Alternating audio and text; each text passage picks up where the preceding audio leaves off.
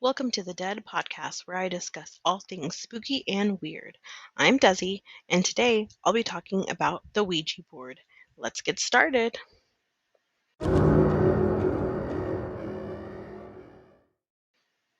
Hey everyone, how's everybody doing? I'm glad to be back with another episode.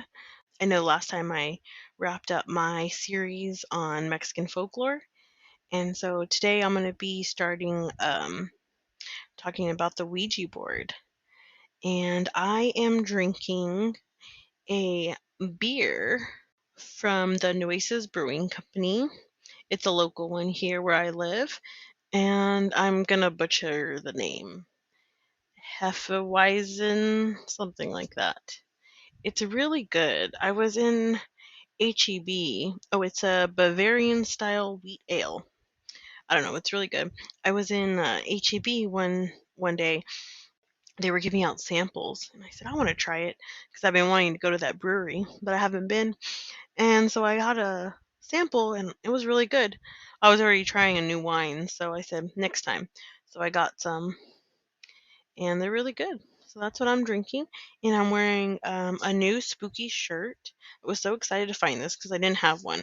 And it is the Exorcist t-shirt, which is perfect for the movie coming out in a couple weeks. I'm really excited to go see that. Um, so it's the original Exorcist, and it has like this like green background to it with the Exorcist in the box white.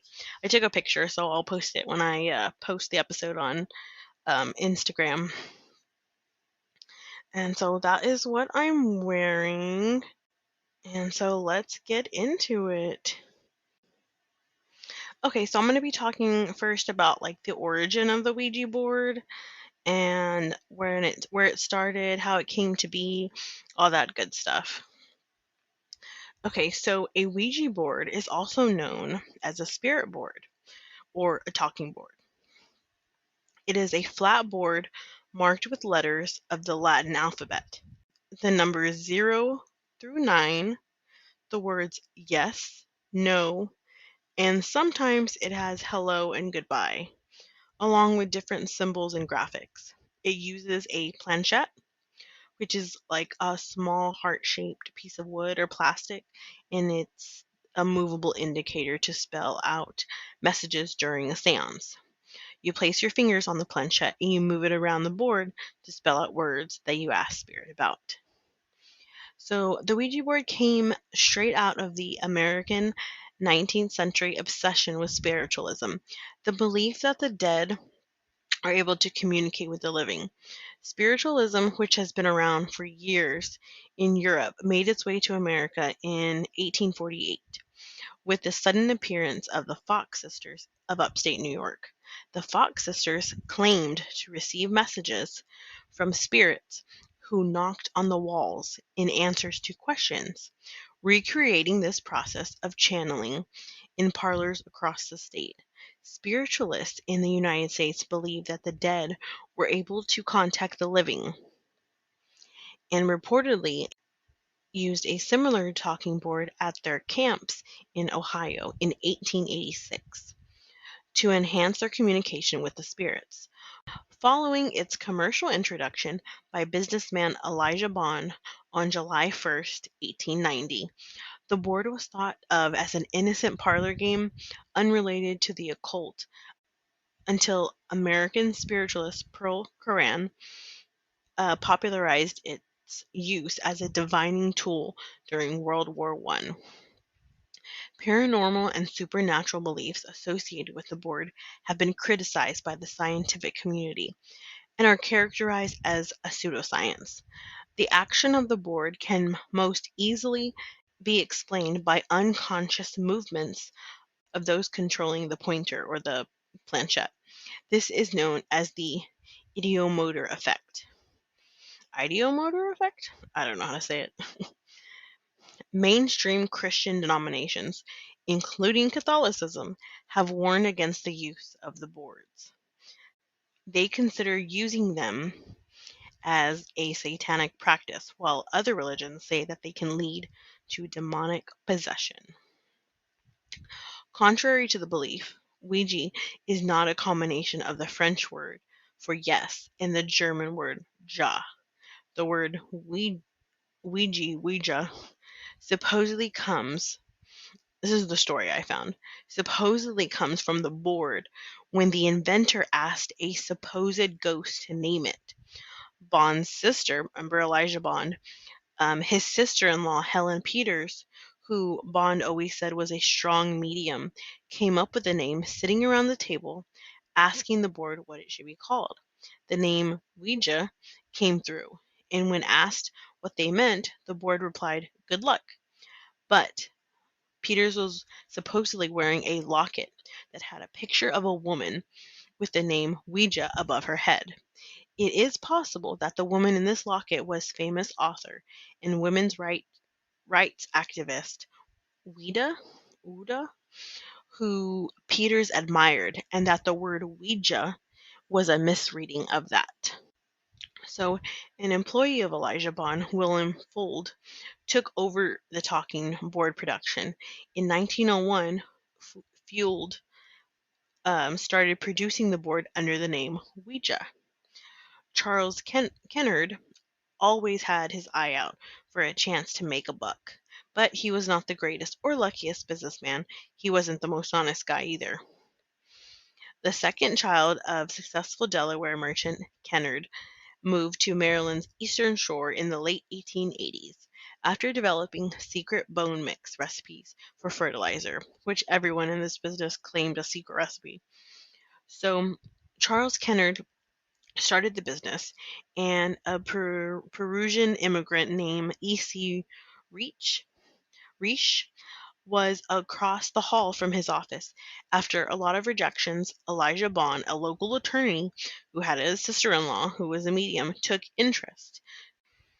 Soon, the Kennard Novelty Company, which was incorporated the day before Halloween 125 years ago, began producing Ouija boards. The board outsold Monopoly in any given year. The story of the Ouija board is more than just a tale of a snake oil salesman creating a board game for kids.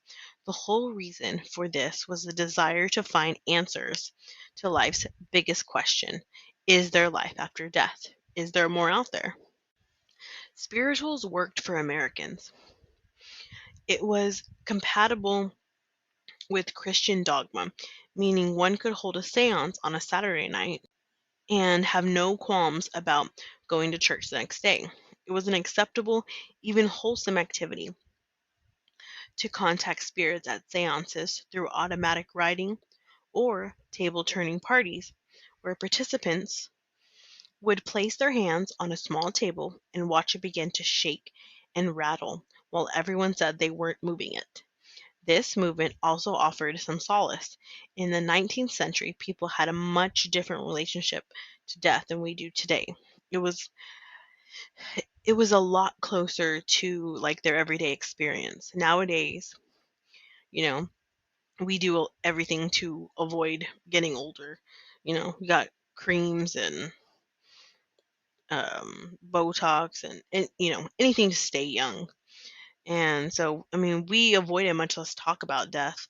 But in the 1800s, people only lived to be about 50. A lot of women died in childbirth. Children would die of diseases, and men would die in war sometimes. If a mother had like 12 children, at least half of them would die. Their parlors, their parlor rooms would also become their funeral homes. Even Mary Todd Lincoln conducted seances in the White House after their 11-year-old son died of a fever in 1862. There is also a dark side in the Ouija's original story. By the early 1890s, over 2,000 boards were being sold per week. William Fuld, who worked for and eventually invested in the Kennard Company and gained control of the Ouija business after the founder sold it too early, he went on to make millions, but only after his brother was cut out of the company. It was so volatile. Isaac William's brother, was so bitter about it that he had his deceased little girl exhumed and relocated from the family gravesite.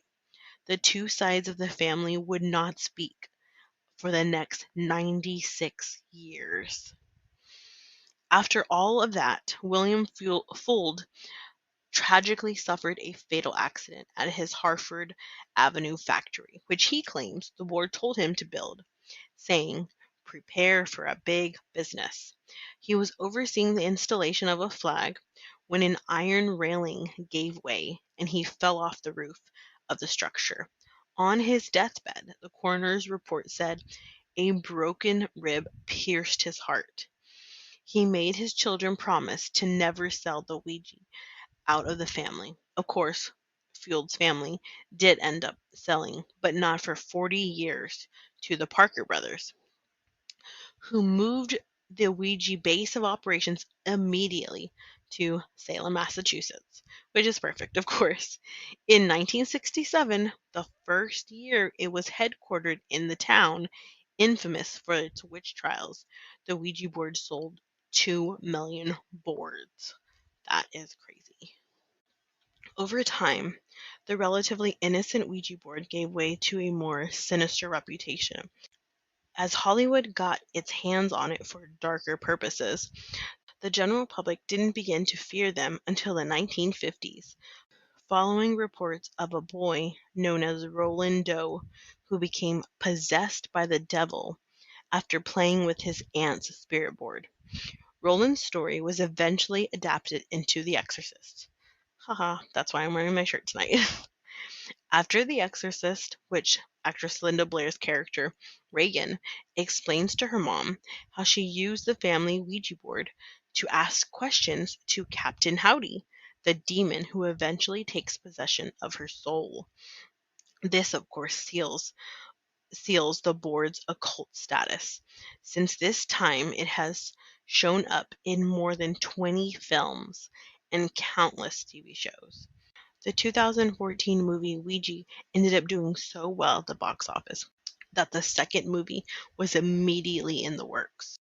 When the movie was released, the movie drastically boosted board sales, which caused evangelical Christian groups to petition to ban the board started popping up again.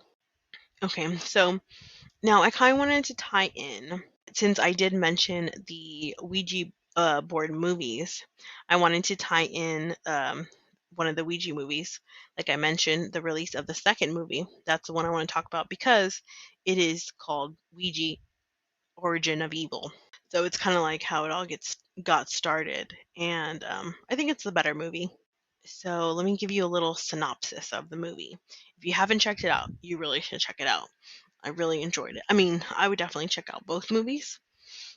The first one, which is just Ouija, and then the second one, which is the Ouija Origin of Evil. So, here's the synopsis. In 1967, Los Angeles, a young widow named Alice Zander works out of her suburban home as a spiritual medium, accompanied by her daughters, 15-year-old Paulina Lena and 9-year-old Doris. The family is still reeling over the recent death of Roger, Alice's husband, and the kid's father. At Lena's suggestion, Alice incorporates a Ouija board in her readings. While trying out the board, she unknowingly contacts a spirit named Marcus that begins to possess Doris. Alice receives a notice that the bank intends to foreclose in their home. Doris contacts the board for help, believing she is communicating with her dead father. The spirit leads her to a secret compartment behind the basement wall, containing a pouch of cash. When she gives the money to her mother, the family has a Ouija session, believing they can contact Roger. When the board answers a question only Roger would know the answer to, a thrilled Alice begins believing that they are in contact with her dead husband. And so that's just like a little synopsis. Like I said, if you want to go check it out, go check it out. It's really good. I think it's on Netflix, I believe. So I love Ouija board movies because obviously it ties in the paranormal, supernatural type of horror, which is one of my favorites. But the two sisters, I guess the sisters and the mom, kind of like that, doing the acts and tying in the stuff to their seances. It reminds me of the Fox sisters and how the Ouija board got started. Using the parlor, which is this is very much a parlor where the mother does the seances and knocks to contact the dead and everything. And also I feel like in the movie there is a priest who takes interest and also helps out, which I think that's common in these paranormal movies, and it's so weird to see how religion plays a big part, how they go hand in hand. The guy who plays the priest, I think he's the little boy from E.T. Well, he's a man now, but yeah, I think he's the one that played the little boy on E.T. It's interesting to see how they always tie in, you know, religion and these paranormal things. Or I guess even like they were religious. I guess her and her husband that passed away were religious. They would pray all the time. And, the little girl's like, Mommy, why don't we pray anymore? And so maybe that loss of faith has something to do with it. I don't know if that's what happens in like real life or like real paranormal stories, but I feel like in a lot of these movies, that's what happens. And then also like the grief or loss of a parent, or I feel like it's always the dad. Because like in the Conjuring movies, the dad was always away working. And then this one, like the dad died. So grief or loss or just wanting, I guess wanting that makes you more susceptible to things like this. So there are things Hollywood gets right with this movie, with the rules about never playing alone. Of course, they break that rule and all hell breaks loose, literally. Also, never playing in a graveyard. That's when Lena discovers the bones in the basement after they find the money saves the house, and they realize, uh-oh, we played in a graveyard. Another rule. They also tried burning the Ouija board, but that obviously does not work at all. The planchette as well. They don't say as much in the movie, but Doris does use the planchette as a looking glass, like the little glass part that's in the middle of the planchette, which is the creepiest thing to me. Like that always creeps me out. To see like the spirit and look into the portal, which is probably what has drawn the spirits into the house and to them. I'm going to read the rules that I found for playing the Ouija board. I touched, briefly on some of the rules, the ones that are in the movie. But okay, so the first rule, never use the Ouija board alone.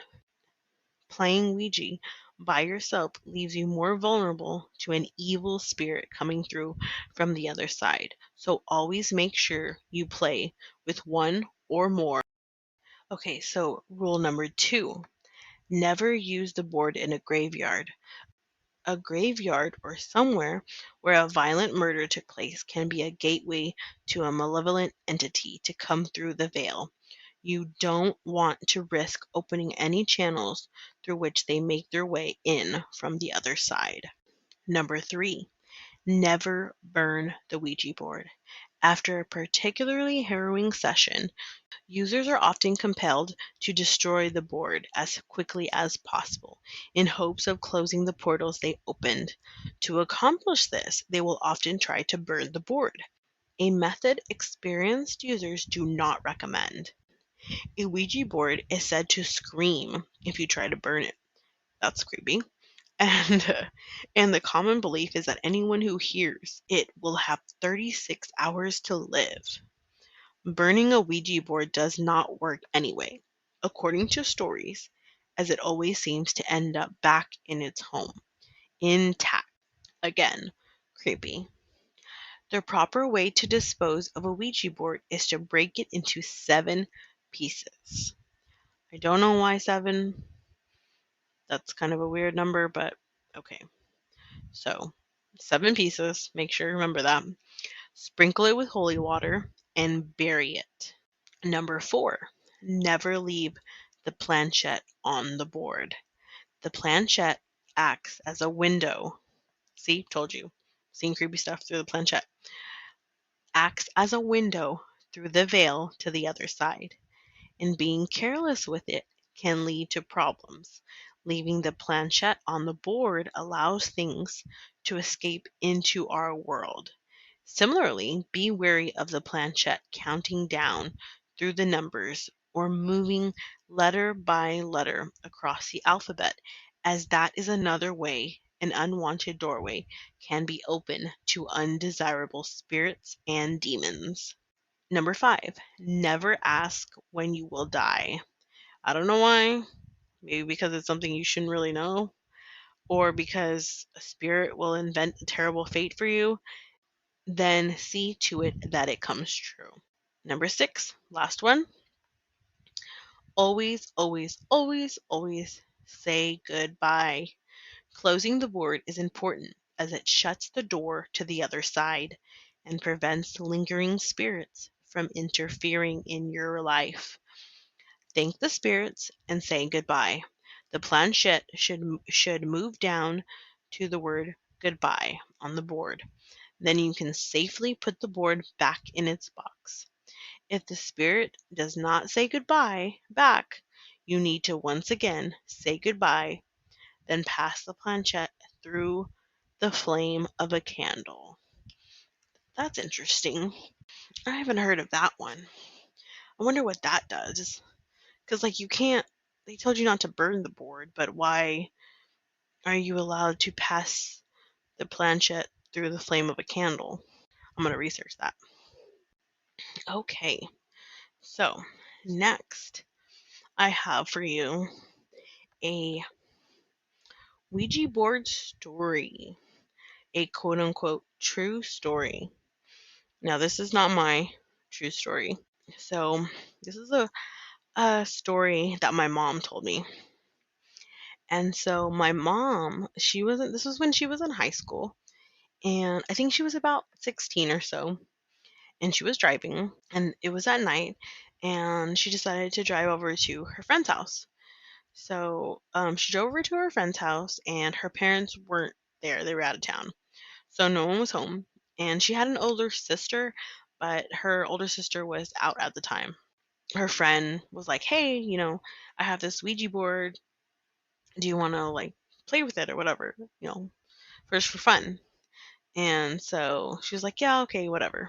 They would, ask it silly questions, and, teenage girls do, and it would move and they would laugh. They had the TV and all the lights on and everything. So it wasn't like dark and spooky. Well, then they decided to turn the lights off and everything and play it again. And they would ask it more questions and it would be moving. Of course, they thought, oh, each other is moving it. So they asked a mix of silly questions and also if there were any ghosts in the house. Then at that time, her sister came home from wherever she was, and they decided, okay, let's put the game away. Then my mom was like, okay, I'm gonna go home. It's getting late. She walks to her car to leave. She gets in the car, starts the car, locks the door because it's at night, because she was already spooked. My mom is a big scaredy cat. She is scared of all. I'm surprised she played it. She is a big scared. She won't watch scary movies. She can't even see like scary like trailers to movies. She like freak out. I always freak her out with all my scary stuff. So anyways, so she locked the door because she was already scared. She immediately locked it. She put her seatbelt on and she puts the car in drive, right? And she looks, how you look in you adjust or whatever, look in your rearview mirror to see if there were like any cars coming or whatever. And she immediately saw two red eyes staring back at her in her back seat. And she is adamant that it wasn't car lights because they were like, too close together, like eyes. And they were like in the back seat too. And there was no cars that passed by. She did not turn around because she was too freaked out. And she just kept saying, go away, go away, go away. I don't want you here. Get out of my car. Leave me alone. I don't want you. And she just repeated that. She thought maybe they woke something up and it followed her, to the car to go home with her, or go with her, follow her. So she just kept saying that, and then she even turned her radio up, and she never ever looked in the rearview mirror. As soon as she got home, she ran inside immediately and never looked back. And she never saw the red eyes again. I don't think her friend ever saw anything, or if she did, she didn't tell my mom about it. But so yeah, that is my mom's lovely Ouija story. So yeah, what did you guys think? Did y'all know about the origin of it? Have you seen the Ouija board movie or any of the Ouija board movies? I don't know if they're coming out with another one, but let me know if you've seen any of them. Have you ever played the Ouija board before, or would you? Do you believe in it? Do you think it's real? I've never played the Ouija board. I've also never seen like a Ouija board. They act like this is in all the stores. I guess it is. I don't remember like going to Walmart and like just seeing a Ouija board next to the puzzles. I don't know. Maybe I need to pay more attention, but yeah, let me know. Let me know what you think.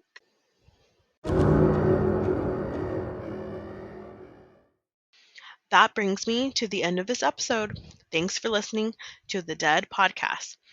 Please follow us on Instagram, Facebook, and TikTok at the D.E.A.D podcast. Also, feel free to send in your stories, episode suggestions, or feedback at the D.E.A.D podcast1 at gmail.com, or send me a message on Instagram. I'm on Instagram all the time. Feel free to follow me, message me, like my post. And, you can go and check me out on there. I post updates when I'm going to release. It's coming soon. Just so go give me a follow. Keep up with me over there. And if you enjoyed this show, please rate and review us on whatever platform you're listening on. It really, really helps a lot. So I greatly appreciate if you do rate and review us. And be sure to come back next week for a discussion on the Devil's Doorway.